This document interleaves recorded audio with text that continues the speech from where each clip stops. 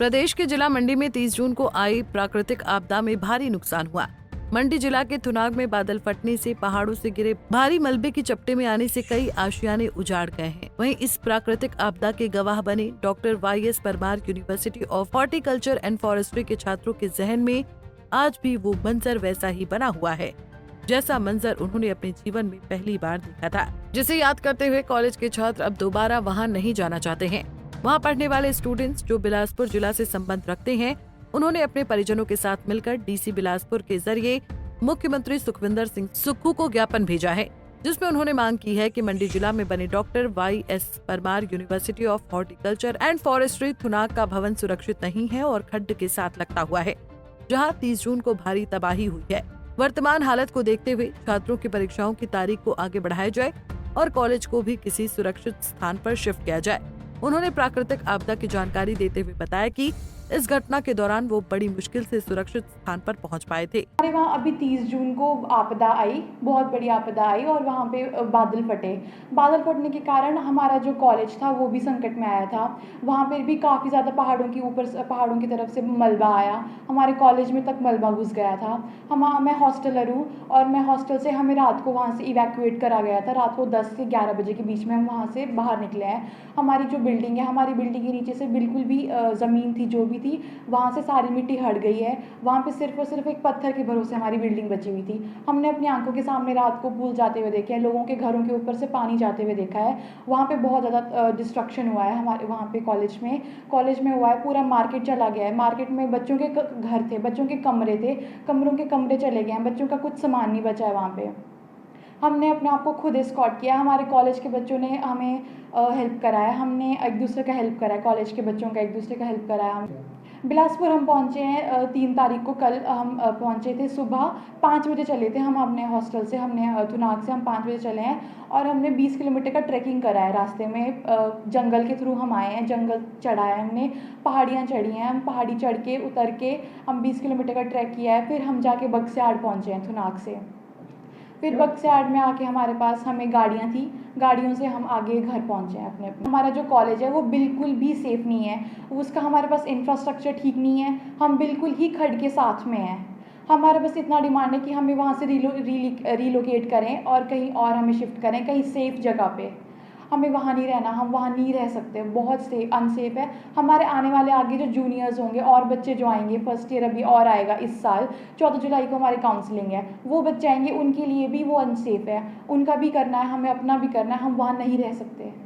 करीबन 12:15-1 बजे करीबन जो हम देखते हैं कि हम हमारे सामने की ऊपर से जो मलबा है खड्ड के साथ वो आ गया था। उसमें लकड़ियाँ भी थी, पत्थर भी थे और भी कई तरह का सामान था उसमें। और हमने सामने देखी कैसे वहाँ पे जो सड़क थी, जो दुकानें थी आसपास की, जो वहाँ पे सारा सामान था आसपास का, वो कैसे बहा है। तो करीबन 1 बजे करीबन वो बिल्डिंग भी हमें सुरक्षित महसूस नहीं हुई। तो हमने तीसरी मंजिल से, वहाँ से पीछे को सीढ़ी थी, वहाँ उस सीढ़ी से चढ़ के वहाँ नीचे छलांग लगाई और किसी सुरक्षित स्थान पर गए जहाँ हमारे प्रोफेसर पहले भी थे।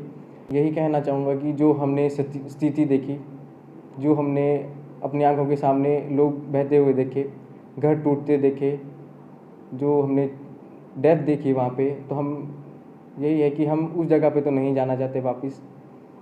डिज़ास्टर प्रोन एरिया है वो। डिमांड हम ये करते हैं कि जो हमारे नौनी का जो मेन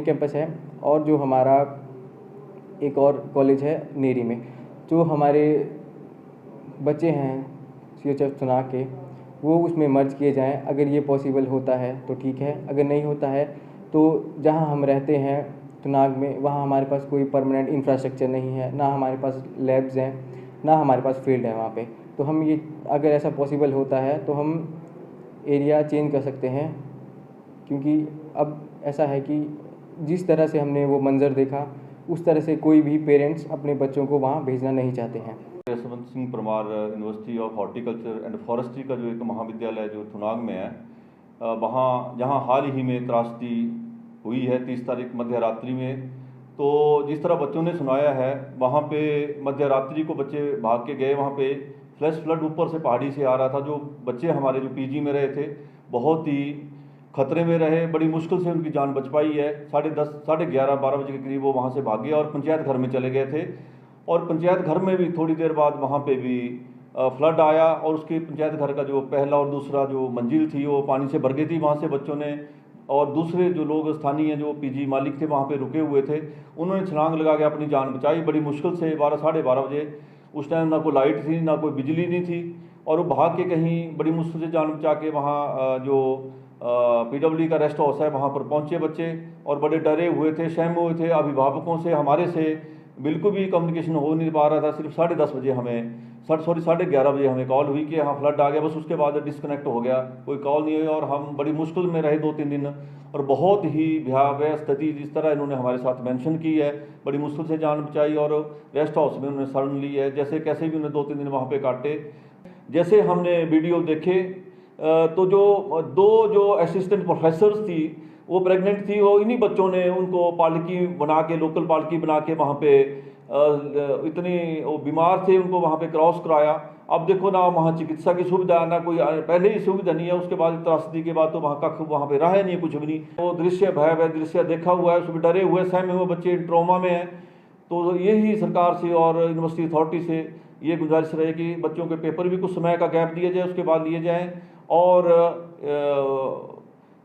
इसका भी परमानेंट जो है इसको किसी सुरक्षित जगह पे इसको इंफ्रास्ट्रक्चर को शिफ्ट करें और वहाँ पे बनाएं। पंजाब केसरी टीवी के लिए बिलासपुर से मुकेश गौतम की रिपोर्ट। हमसे जुड़े रहने के लिए हमारे YouTube चैनल को सब्सक्राइब करें और नई वीडियो की नोटिफिकेशन के लिए बेल आइकॉन को दबाएं। अगर आप ये वीडियो Facebook पर देख रहे हैं तो लाइक जरूर करें और ज्यादा से ज्यादा शेयर करें। इसी तरह के और भी अपडेट्स के लिए फॉलो करें हमारा Instagram पेज himachal.ke।